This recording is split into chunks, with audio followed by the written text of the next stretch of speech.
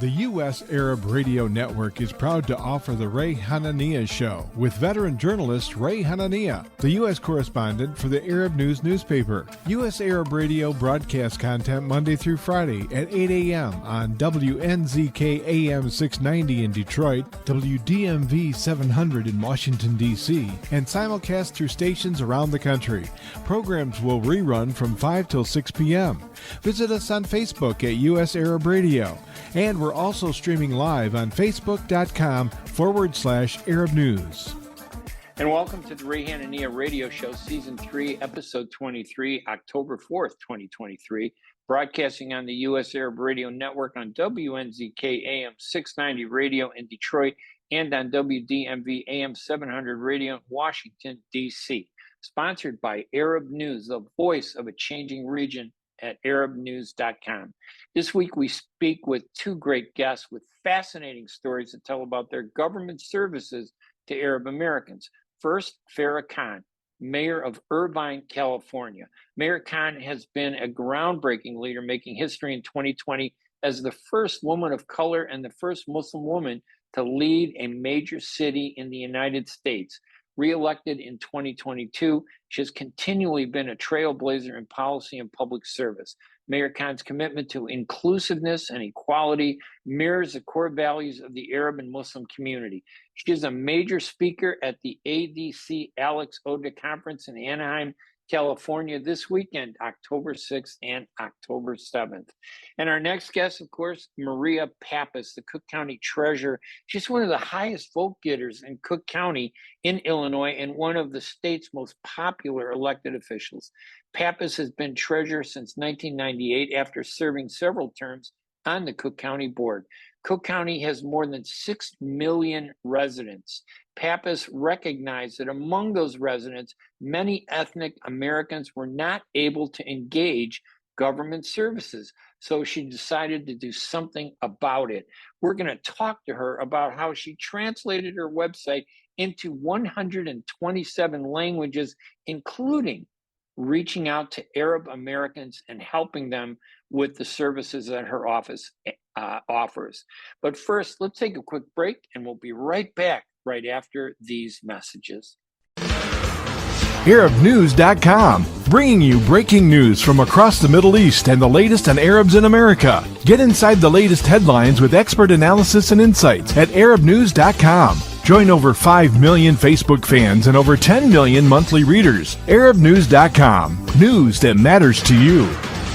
Get ready for an amazing experience at Ishtar Restaurant on 15 Mile Road in Sterling Heights. Enjoy excellent hospitality from owners Ali Al-Baghdadi and Fatty Bottom, serving the best in Mediterranean food. Try Chef Ali Al-Baghdadi's famous shawarma, the best Iraqi grills and food, and the best Arabic and international dishes. Dine in our authentic atmosphere or take out. Call 586-698-2585 or check us out on Facebook. Ishtar Restaurant practices all CDC guidelines and is open every day 11 a.m. to 10 p.m. Have an amazing experience today at Ishtar Restaurant, 3625 15 Mile Road, Sterling Heights. With more than 30,000 successful in vitro fertilizations, IVF Michigan is now ranked as one of America's best fertility clinics according to Newsweek magazine. IVF Michigan fertility centers are the recognized leaders in high-quality fertility care. With locations in Bloomfield Hills and 9 other cities in Michigan and Ohio, IVF has experts in all aspects of the field. A founding member, American board-certified Dr. Nicholas Shama, is one of the leading reproductive endocrinologists in Michigan and Ohio. He has performed over 20,000 successful IVF cases, and it's helped thousands of couples fulfill their dreams of parenthood. When it's time to get personalized care from Dr. Nicholas Shama at one of America's best fertility clinics, call IVF Michigan Fertility Centers in Michigan and Ohio toll-free at 855-952-9600, 855-952-9600. And welcome back to the Ray Hanania Radio Show. I'm Ray Hanania. My first guest, as I mentioned, is Farrah Khan. She is the mayor of Irvine, California, the first woman of color and the first Muslim woman to lead a major U.S. city. We're really honored to have her on the show. Mayor Khan, thank you so much for joining us on the radio show. Thank you so much for having me. First of all, just to kind of introduce yourself to the audience, maybe I'm sure many people have heard of you, but it'd be nice for them to hear about your background and why you got into politics. Tell us a little bit about your background and what motivated you to get into politics. So, my background is in biotech. So I started off being a regulatory affairs manager for a biotech company up in Northern California. Then my husband, with our two little boys, we moved to Southern California for his business.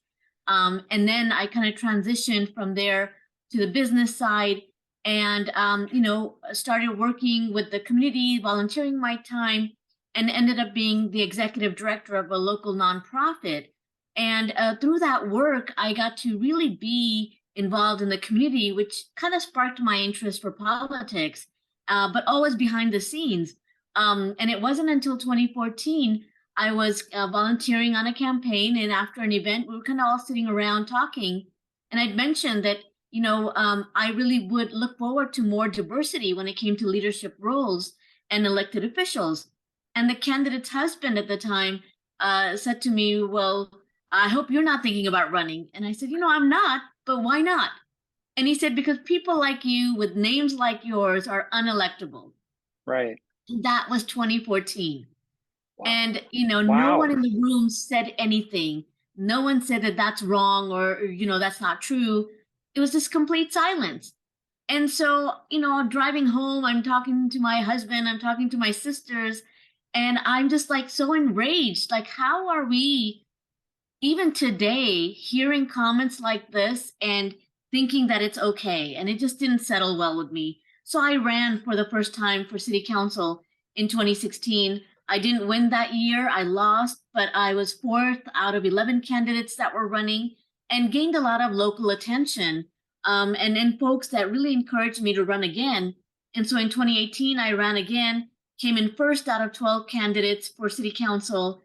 And then, of course, 2020, we had not only the pandemic, but the social injustice issues that we were faced with, and a mayor at the time that just didn't get the community's needs, was responding to people with, "If you don't like the city I live in, go find another city to live in." And that was in the LA Times. And so, it really bothered me that no one was stepping up to challenge her, only because she was not only an incumbent, but a 20-year incumbent. She'd never lost any of her campaigns.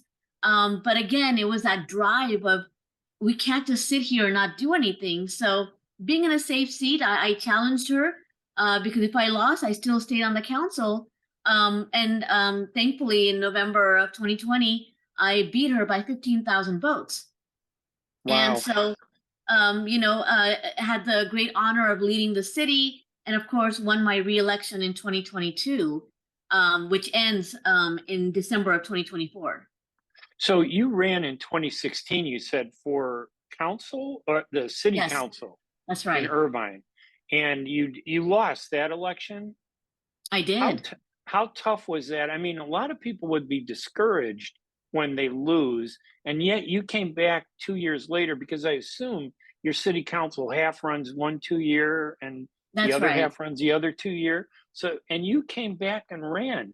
That's so against the grain. And being a Muslim woman, being from the Muslim world, and I'm sure most people look at you and think you're Arab or you're whatever. They don't understand the difference between Pakistanis, Palestinians, Iranians, and Egyptians or whatever.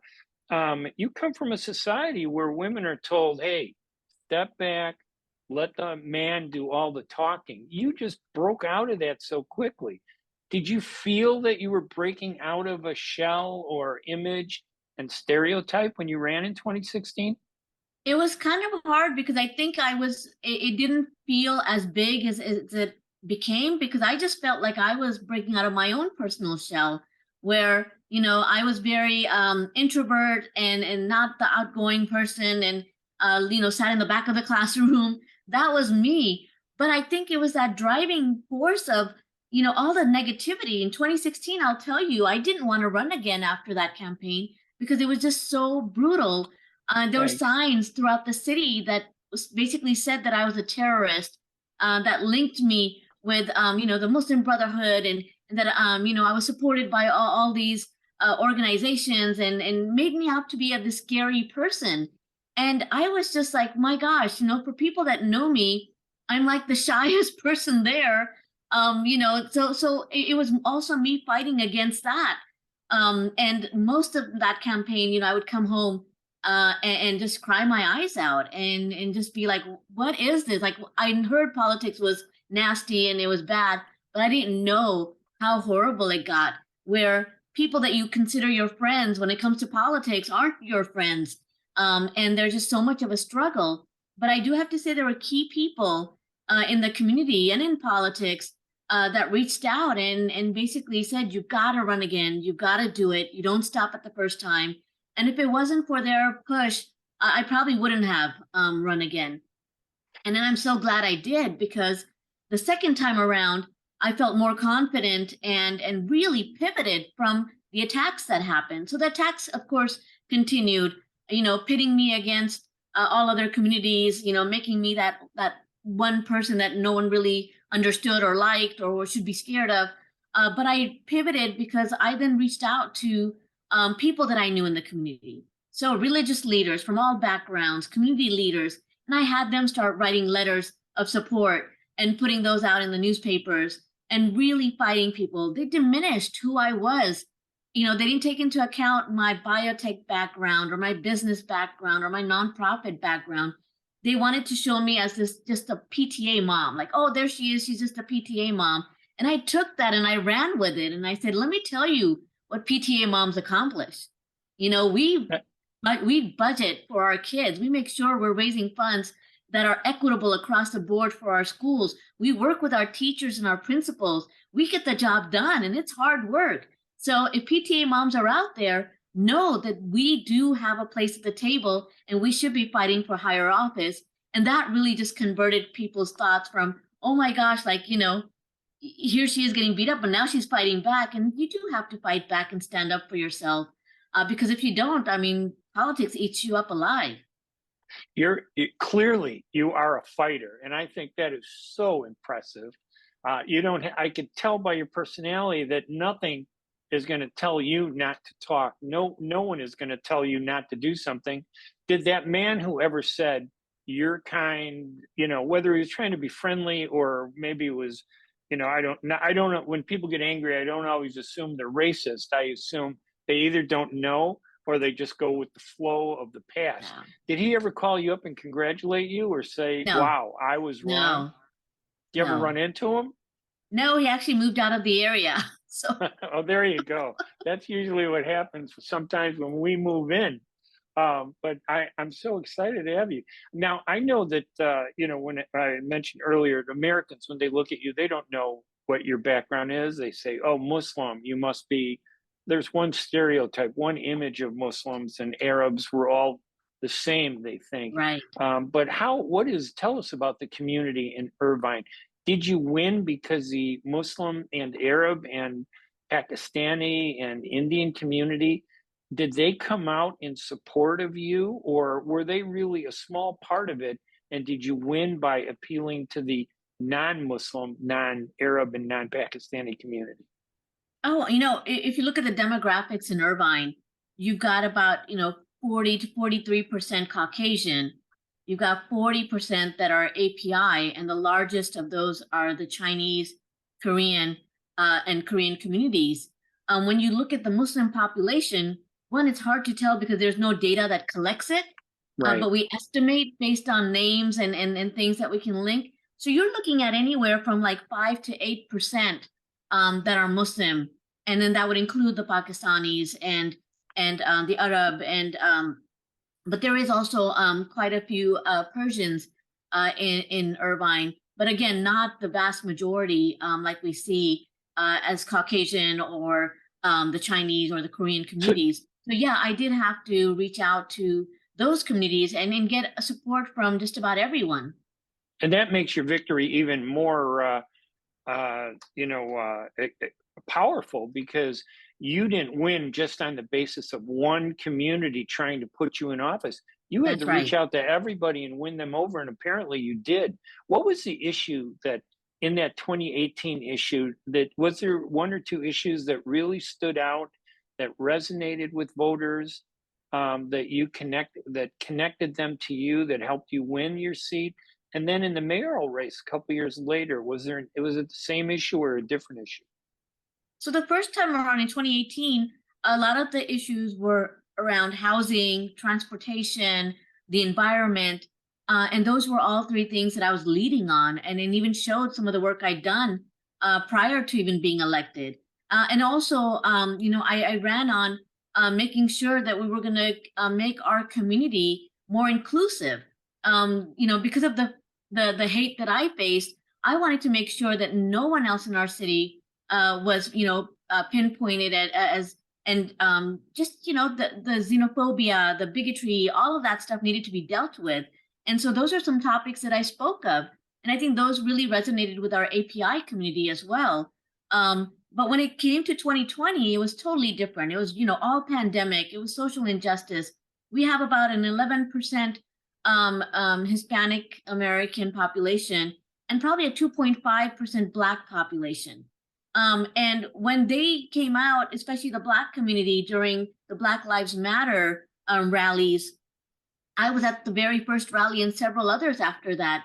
And I, remember our mayor at the time really pointing me out, using my pictures at the rally, saying, "Oh, she's out there trying to incite violence." Wow. And that, that I was against the police and I wanted to, eliminate safety in the city.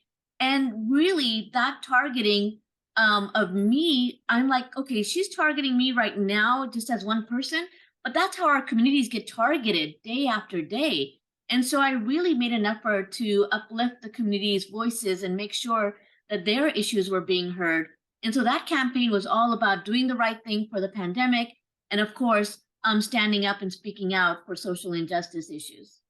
That's an amazing story, and it's just so good to hear this, and it spreads the word to other people that in our communities that don't shy away from politics. It isn't going to be easy, right? If you're going to get into politics, Yeah. but once you get in, you can do so much. Do you feel you've been able to do a lot, not just for the Arab and Muslim communities, but also for the non-Arab and Muslim communities that you represent, the majority community? Absolutely. I mean, I feel like I've been on a treadmill racing for the past 5 years because it's you're up against time. And so one of the first things I did when I became mayor was I established the Diversity, Equity, and Inclusion Committee. And I appointed, an African American man that I met at one of the rallies on the committee to really uplift the voices of our community members. But through that committee, we have done so much as far as being able to outreach into our general population and making sure we were celebrating each other. For the first time in our city's history, we celebrated Juneteenth, we celebrated Hispanic Heritage, and we celebrated Mid-Autumn Festival. And, and last year, I held a Ramadan event at City Hall, and it brought our Muslim community together. And so, those are ways that we really bring our community together to understand each other, to learn about our cultures and our religions, and not to be afraid. And I think that's something that has really sparked an interest in our community members, where they are coming out. Like the first time a council member and I were talking about Mid-Autumn Festival, is very popular in the Chinese and in Asian communities. That he and I basically were like, okay, we'll gauge about 250 people. If even 100 come, that'll be great. So I had 250 mooncakes. He brought 250 boba drinks, and we sat out at the Great Park, and 2,000 people showed up. Wow. And that told us that, when you make even the smallest effort to bring people together, they come out because they're craving it. And so we just ran with that year after year since then. To make sure that even the smallest population, I'll tell you, I get so much hate on social media. The last time we celebrated Hispanic, of course. Right.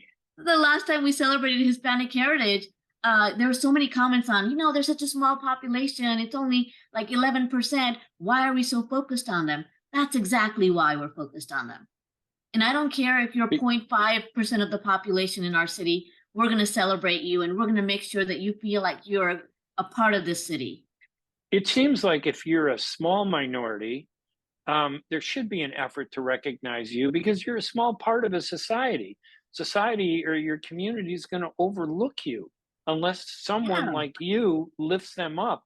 I assume that a lot of non-Arab, non-Muslims, white members of the community and others probably learn more about our communities because they have someone like you at the helm. Absolutely. I mean, you see the people that are coming out to these events, and they're not just there for the music or the food or the art, but they're actually having interactions. They're getting to know their neighbors. They're meeting new friends. They're understanding what the culture is all about, and that's what's important.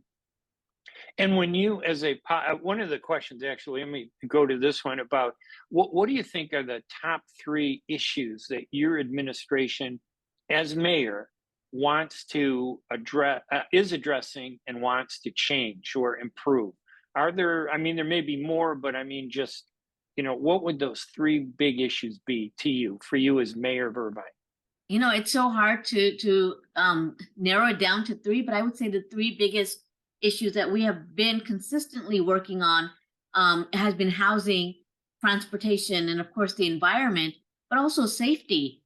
Irvine has been listed as the safest city in the nation 17 consecutive years, and that's really important.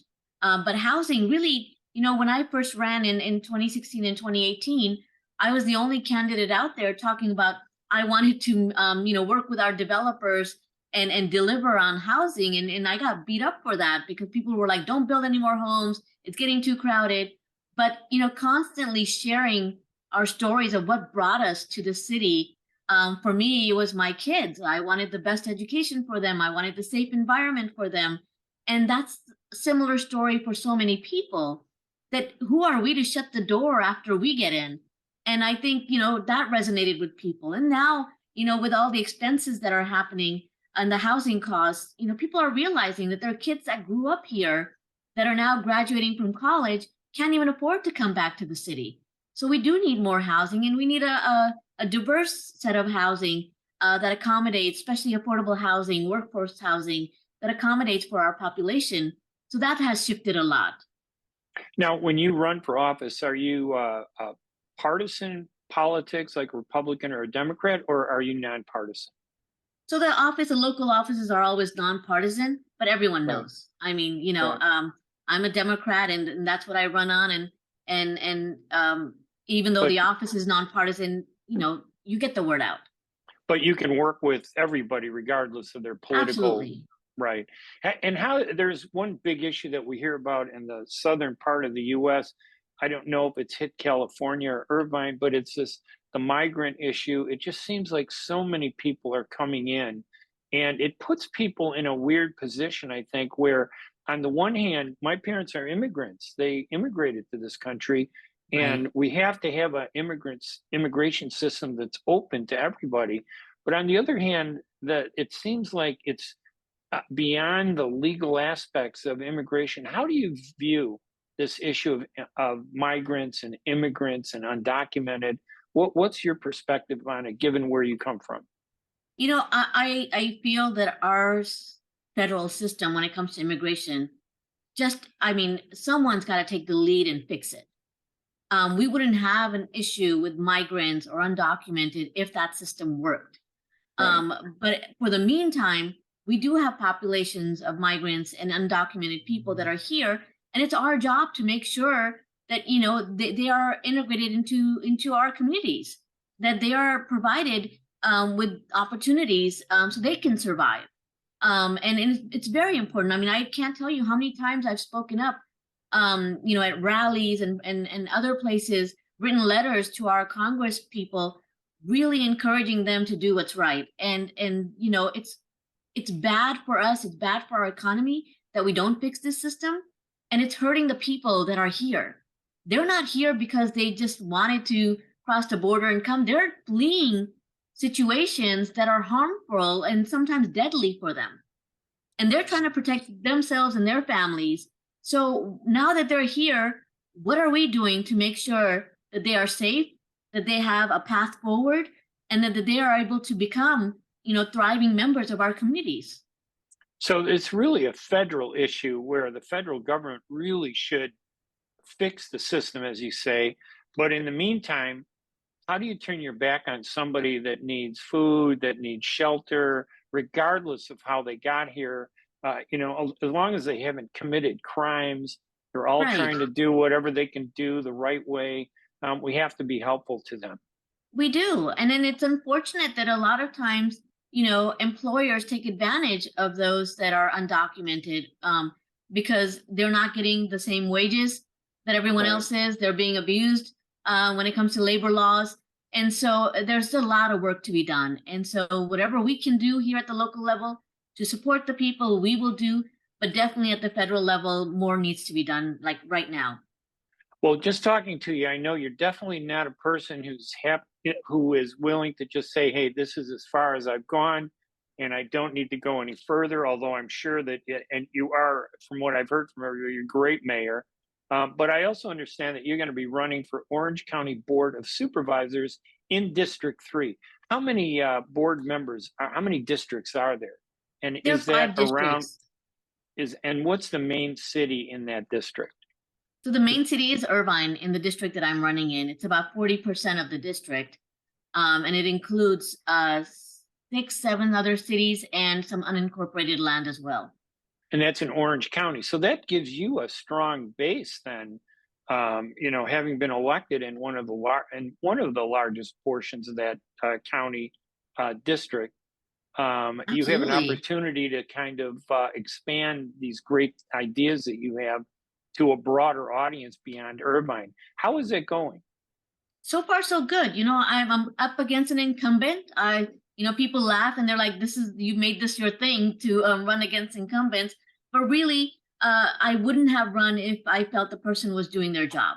When it comes to homelessness, when it comes to housing, when it comes to, again, immigrant resources, when it comes to the environment, when it comes to transportation, this person is not doing their job. In fact, during the pandemic, he held on to funds that were provided to the county and their districts for people. And I remember sending emails saying, look, we're struggling. We need money here. Can you send some down to our city? And we got just barely the bare minimum. So how are you able to help people if you don't even get the funds? And how are you able to sit in that seat knowing that you have funds that you're not dispersing out to the community in the time when they need it the most? And so really that's what it comes down to is, again, we need better representation that's going to commit to doing the work and being there for the residents and the businesses and workers of this district. And that's exactly what I'm hoping to do. And have you filed for it, or is that something that you announced for that you're going to be I filing did for? announce, just about a month ago, I announced, Okay. and filing will be coming up shortly. But right now it's raising those funds to be able to reach out. It's over 600,000 people in the district. And so definitely Wow. need to have enough in our accounts so that we can get the mailers and the signs and the digital ads going.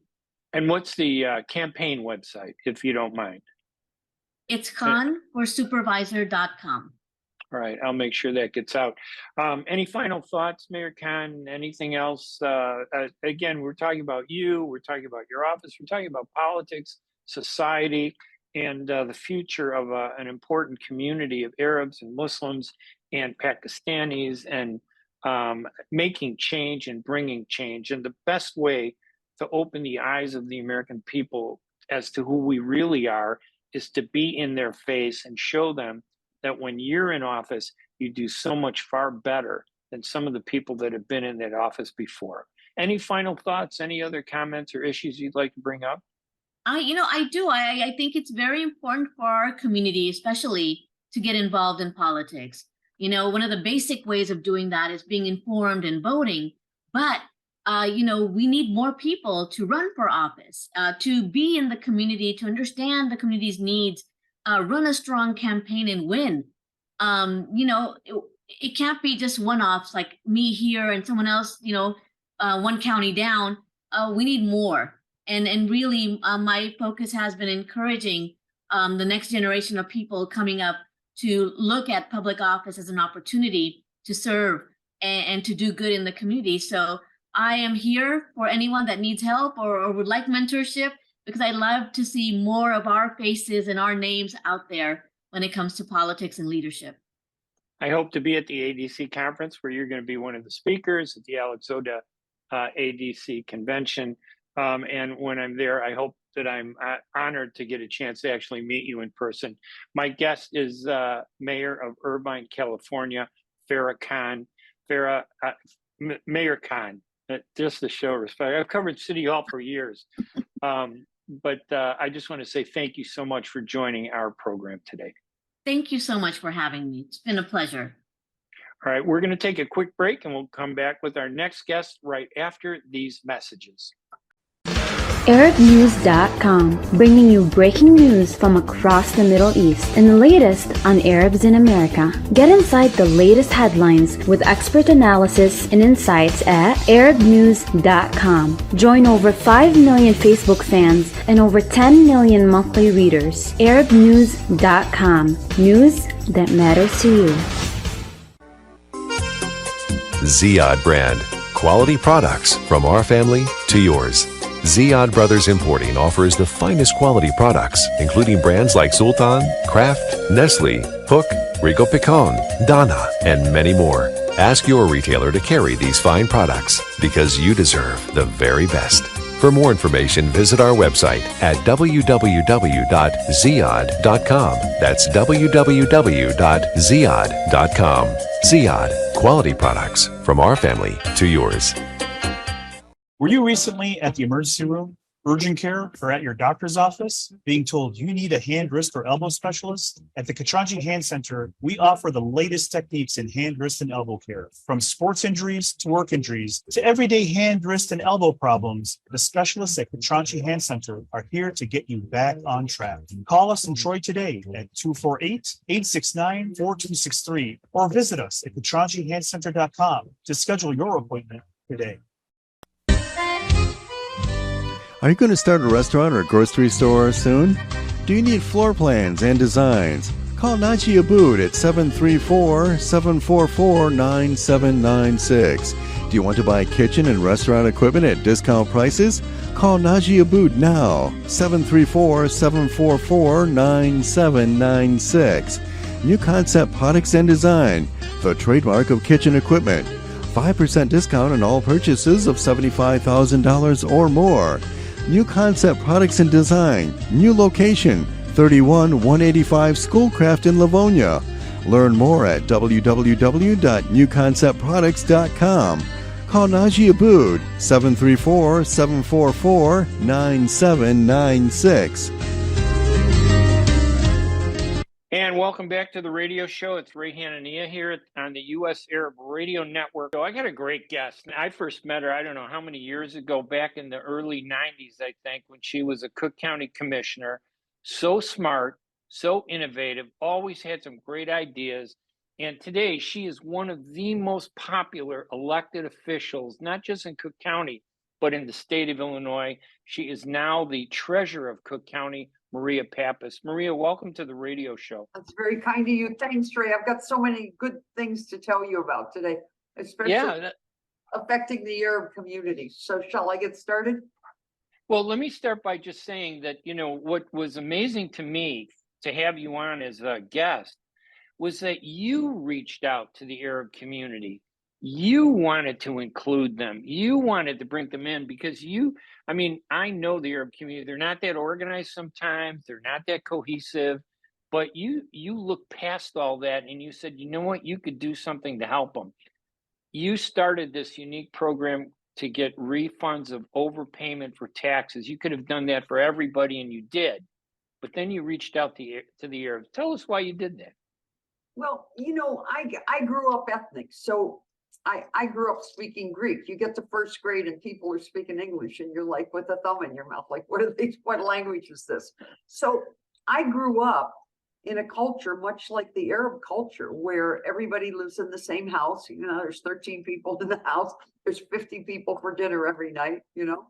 One person's cooking 25 things. And if you don't go to the mosque or the church every night and go to, ethnic school after regular school, we used to call it American school and Greek school, Arab school and American school, you just don't survive.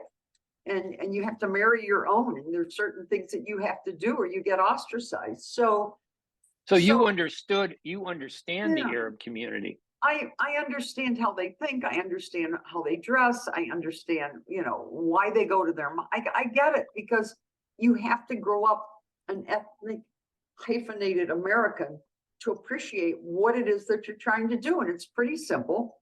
It's let's preserve what? Our identity. And Right. if you think about it, the problems that we're having today is that people don't have an identity. So who's their identity? Here's this kid who's fatherless and homeless, and the identity becomes a gang structure. Have you ever heard Right. of anybody Arab or Greek belonging to a gang? Very few. Oh. But every community has some problems. But you're right. Why not? Because there's a group that they belong That's to. true. Yeah. That's true. There's a group that they belong to, and if they step outside the norms and the values of the group, they get beat up on and they get ostracized, and they get ostracized quickly. So for me, always hearing other languages was really something that I was attuned to. So in Chicago, actually within the county of Cook, there are 127 spoken languages. When I first became treasurer, I couldn't understand why on the due date there were all these people downstairs in line when they had all this other time to pay. So I went downstairs and I realized that no one in that line, and there must have been 500 or 600 people, no one was speaking English. People had purses, they had little bags, and no one was speaking English. They were speaking all these languages. So I went back upstairs and I said to my chief at the time, I said, we need to run census data. He goes, well, why are we running census data? It's the busiest day of the year. I said, because nobody's speaking English. I said, I don't know what's going on down there. And I said, everybody's got cash. I said, they're in there with purses and cash. And let me just set the stage before you continue, because that's a great story. But I want people to understand you're in this big, massive building, the Cook County building, which is kind of connected to City Hall, right down in the center of Chicago. And the first floor, you have all these offices where people come in and either pay their taxes or they check on their taxes. And you see all these people and they don't speak any English and they don't understand the process. Nothing. And you right away figure we have to do something, right? What did you do? So Mike Shine at the time was my deputy, and he runs the census data. And I'm sitting in my office and he comes in and he says, there's 127 languages. I said, Wow. Really? They're all downstairs. And I said, and they all own homes. And they're going to keep getting in line down here and asking questions and speaking these other languages unless we do something about it. So immediately, we picked the top 27 languages, wrote up a brochure on each one, and then over time, so if you were Arab and you came to my counter, here's what happens. When a foreigner comes to the counter, Arab, Polish, Chinese, Spanish, they don't come alone. They come with 3 other people. Okay? They never come by them. So now the office is full of, 4 Hispanics, 4 Arabs, 4 Ukrainians, 4 Greeks, 4 Romanians. So instead of having translators, we would hand them these brochures and they felt comfortable. So now we decreased the traffic. But as we decreased the traffic, what we did was we became the most sophisticated website in the country for government. We get as many as 2 million visitors a month. And we can tell you how many people download in Arabic because it's in Arabic. So what do? We tell people going back 20 years, whether or not they overpaid on their taxes, and we're sitting on like 87 million there. And Wow. they Before we get into the overpayment, I want to go back to this, what you did, because it really is sophisticated. You recognized that there was a problem in your office and probably a problem in every county and city and state office. They all face the same thing. A large segment of the population come in with their native ethnic languages. They don't understand what's happening. You have to then go to great lengths to try to understand them. It's a lot of work for you. It's a lot of work for them. So you take your website and you expand it to translate it into 127 languages. Right. So anybody can go there in whatever language, basically, and From any get place the in the world. answers to get the answers that they need without standing 4 hours or 3 hours in line and try to explain to you what it is they need. That, why didn't anybody else think of that? I don't know, but what I did beyond that is this is the front page of the website, which is cookcountytreasure.com. And we picked the top 6 languages here, which is English, Spanish, Polish, Cantonese, Mandarin, and Arabic. So Right. now you can punch on a video in Arabic. We hired a professional translator after we did the graphics. We hired a professional Arab translator, even though Hassan is my Cook County deputy treasurer. I have a deputy treasurer in most of these communities, so he gives me info about what to do. We put this video up so that it could be linked to Arab websites and mosques so that people don't have to come downtown, because nobody wants to come into the city. So now this very complicated process, even if you don't understand it after you go to your phone and your iPad and your computer, you can punch on your phone, your iPad, or your computer Arabic, and everything about what we do shows up in Arabic. Why is that important? Because most people don't understand the property tax system in English. So if you're talking to someone who's Arab speaking or Greek speaking or Spanish speaking, it's just easier for them to understand it. So let me give you an example. You don't wake up in Palestine in the morning and say, did I get an exemption? I mean, you just don't do that. So there are thousands of Arabs who don't have exemptions because they don't know what an exemption is. They don't, Right.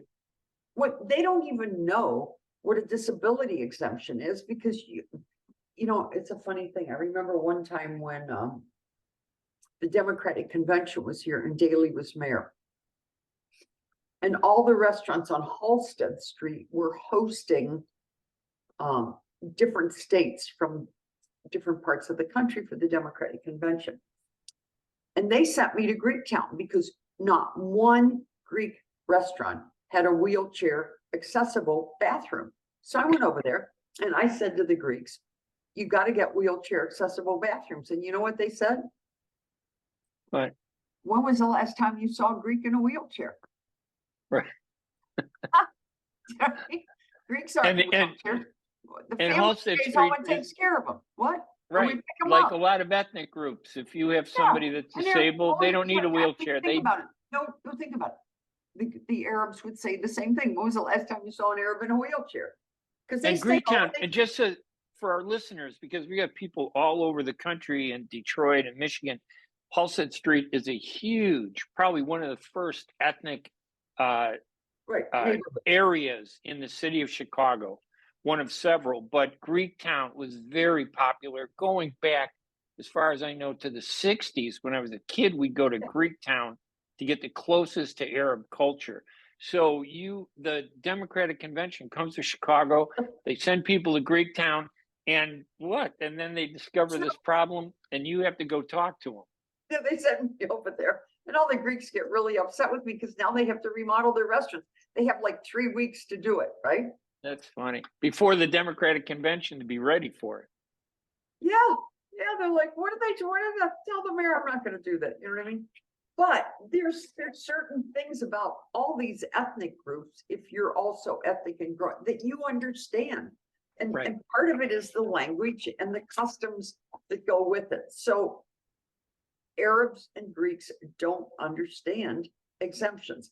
They don't understand that if they're over 65, they're going to get more money off their bill. They don't understand if they're over 65 and making under 65,000, that they're going to get more off their bill. And they don't understand that if they're disabled, they can get money off their bill. So they can claim these exemptions on their property taxes, but they have to do it. They have to fill out the form. They have to apply. They won't do it. They because won't they don't do it, and understand they don't do it because they don't know. Got So it. now they're starting to know, because once you get the guy who's heading up the mosque to get $3,000, they all start, it's like chitter chatter. It Chitter chatter. spreads. Yeah, and they Spreads go out, fast. now they go out to dinner. You know, they go out to dinner in Bridgeview, and they're sitting in restaurants and say, hey, did you hear Maria Pappas has $133,000? Look at this Arab video. And they start talking, you know, like, so without any, you know, real work at all, even though I do go to a lot of their events, I become a celebrity because I recognize them. I appreciate who they are. I respect the culture, you know, I respect the fact that they have certain customs that work. And I should add that this is not a community that's unaware. The Arab community is aware, and they're a voting community. I keep telling my colleagues, you need to like do a wake-up call. You need to acknowledge who this group is and what it is that they bring to the table. I mean, I go to a mosque out there, and I bet on the way in, 50 people speak to me who are doctors and lawyers and accountants that I know, who I never knew were Muslims. They're like, Maria, what are you doing here? I'm like, I'm giving out money. What are you doing here? I'm praying. I said, well, it's Friday afternoon. What do you do? Close your office? They're like, yeah, you know. And that's interesting, because you're right. A lot of politicians and elected officials take certain ethnic communities for granted. They don't see them. They're not that active. But Arab Americans are big voters, especially in Cook County and in the state of Illinois. But you went one step further. In addition to engaging them in this process of setting up 127 translations on your website, cookcountytreasurer.com, you also said, hey, there are a lot of people that overpay their taxes, and you want to help them get that money back. So you start a refund program for different ethnic communities that you think need the most help to engage the process and get their money. And the Arabs were at the top of the list. How much money, do you have an idea? First of all, overall, how much money do you think that Arabs got back? And overall for the county, how much money did people overpay? Because that's unusual to hear a politician want to give money back. If I were to guess what I owe them, it's probably between 10 and 15 million on the low end. Just in the Arab community. Yeah, because they're businessmen. So here's what happens. They do a restaurant closing on a shopping center, and they just want to get to the next restaurant or close the next lease. So they get at the refinance closing, all of these papers. I mean, I'm a lawyer. I don't know what I'm signing. So they're signing. So at the end of the signing, both finance companies agreed to pay the next tax bill. Now the Arab owner of the shopping center gets a tax bill on November 1st, payable December 1st, and he pays it. So now my website will tell you that there's 3 people who paid. So if the bill was $30,000, I owe this person $60,000, and that's what because the bank paid it at the closing. Both banks paid. Both banks. Both banks pay. The owner still gets a notice that these taxes are due because the payment's in process. So they forgot. They pay it. They pay. So now I've got 3 payments of $90,000 total when the guy only owed 30. So I've got these people who go to my website, and you're in the right place because there's a picture of the house or the lot or the commercial property. They can find their property online. They scroll down and it says refund from 2022. Wow. Goes back 20 years, and they'll tell you. And you've managed to identify in this process of going to the mosque, going to the Christian Arab churches, explaining this to them, that they can apply and identify this money and get the money back. And you say it's as much as 15 million that's I would coming say back that's to. probably what we owe Arab Americans. It could be higher. Wow. So Wow. we're working on it. Hassan's out there and he's constantly, telling people, and we're constantly giving out bags. We've got And QR that's enough. cards. We've got QR cards in Arabic and English that we go, when I go to a restaurant, I hand out these cards, And I don't want to miss the point to emphasize to our listeners again, another great thing that you've done. You hired individuals from some of the major communities to help act as liaisons Yeah, to I've your got, office in that community. Hassan Nijam is in the Arab community. You have people from the Asian community, I have the people from Hispanic Armenian community. Assyrian community, Hispanics, everything. everything. I've never seen any elected official do that. Usually when a government official has money, the last thing they want to do is give it back to the taxpayers. They're going Well, to keep it and hope they don't know. But you're sitting but there here's doing the what exact happens. opposite. Yeah, I here's get it. why. If they don't claim the money, if the money's not claimed, the money goes to the government. Right. So I'm looking at this, because once they do pay, like their regular taxes, if they overpay, within 30 days, it has to go to the city or Cicero or Northbrook or Glenview. So now they're sitting on an interest-free loan. If you, Ray Hanania, overpay, I have to Right. go back and tell Palos, give me Ray's money back. So now they're short. You follow me? Right. Sitting on an interest-free loan. So they don't want it. They don't want to be short. So No, they're so not I going to said, say you know what? nothing. That doesn't Um, make you popular, though, does it? With a lot of government know what? officials. I'm 74 years old. I'm gray-haired grandmother. I'm 20 pounds overweight, and I don't really care who likes me. I'm done. You have a great attitude. I've known you for 30 years or more. Yeah. You have a great I have attitude, such good Maria. memories. Always concerned about people. Let's go back to the other question I wanted to ask you.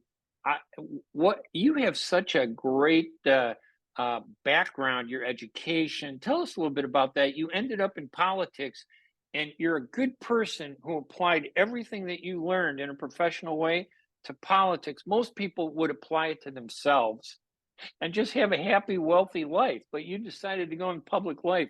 Tell us about your background. Well, I buy, this is my puppy. She's barking. That's okay. I really am a shrink. I am a very, very good private practice here in Chicago for almost 15 years. And I have taught psychology in 8 countries. I had a flourishing practice here, and I was Wow. testifying in court, which led me to law school. One of the judges said, you ought to go to law school. So I went to law school. I didn't tell anybody. But when I got out, the newspaper published my name as a lawyer. And so these hundreds of psychologist clients that I had came to me as a lawyer. So now I never went to the Daily Center. I was just the person who got the business. And I had a partner who went to court, but I had a very successful practice. And then one day somebody came in and said, you should run for the county board because it's about jails and hospitals, which I was interested in. And I ran and I won, but nobody knew who I was. So now I'm on the county board, which is when I met you and Dick Phelan was the president. And we used to go out all the time because I never owed anybody anything. So then that went on for 8 years of chronic and constant warfare. And then Roswell, the current treasurer, was indicted at that time. And they said, we need you to get down there and straighten it up. And I did. And I went. There was $30 million worth of checks on the floor. They were 100 and some odd million off. There was no email. The county was a mess.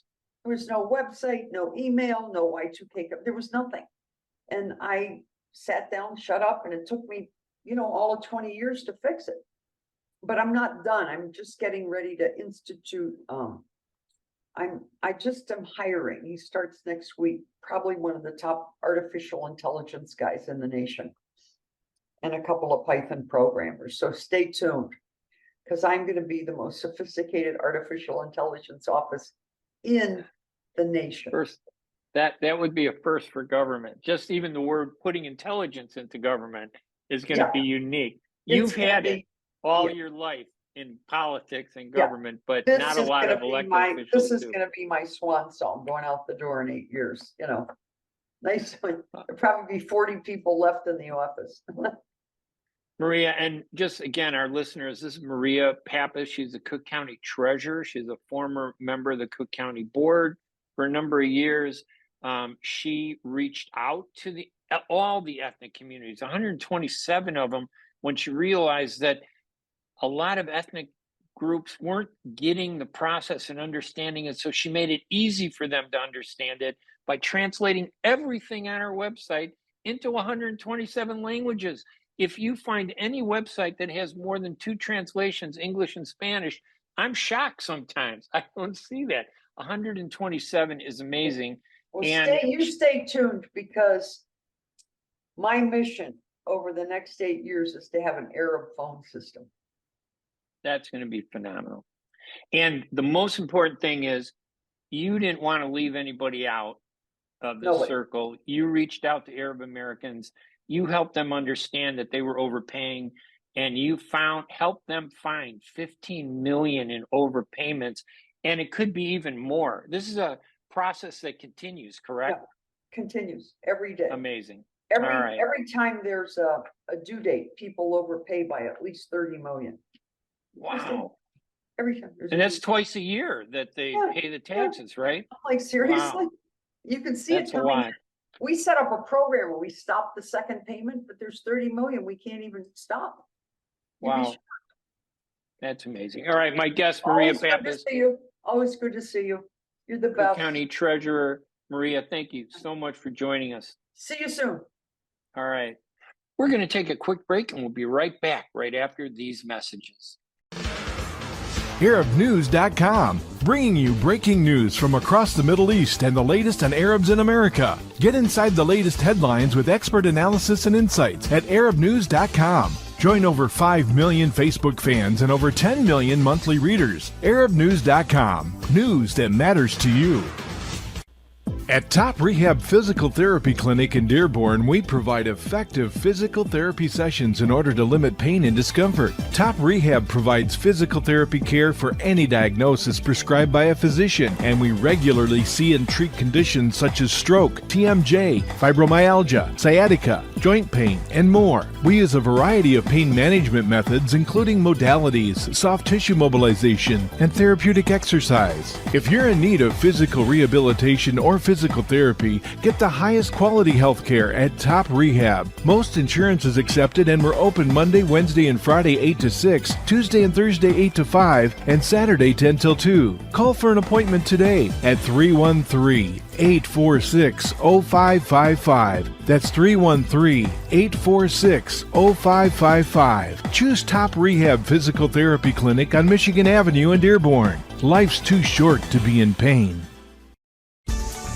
Life for Relief and Development has now been rated as one of the best charities for humanitarian aid. Life's humanitarian projects span the globe, and Life is celebrating its 30th anniversary of providing essential life-saving aid to people and communities in 36 countries, regardless of race, color, religion, or cultural background. Where there is life, there is hope. And when disaster occurs here or around the world, including being one of the first responders to the Turkey-Syria earthquake crisis, Life for Relief and Development rushes in to provide food, medical aid, and shelter to those in need. We are looking to help the earthquake victims, and we take 0% overhead on emergency donations. So please help improve these efforts. Learn more about our involvement to help the helpless and bring hope where it's needed most, and make your tax-deductible donation to Life for Relief and Development now at lifeusa.org or call 248-424-7493. That's 248-424-7493. When you're looking for the best in optical care, Dr. Imad Nakash is your doctor to see. With years of experience and thousands of successful procedures performed, you can trust your eyes to Dr. Imad Nakash. See Dr. Imad Nakash and his professional staff for your eye care needs. There's 2 locations to serve you. In Hazel Park, call 248-336-3937. 248-336-3937.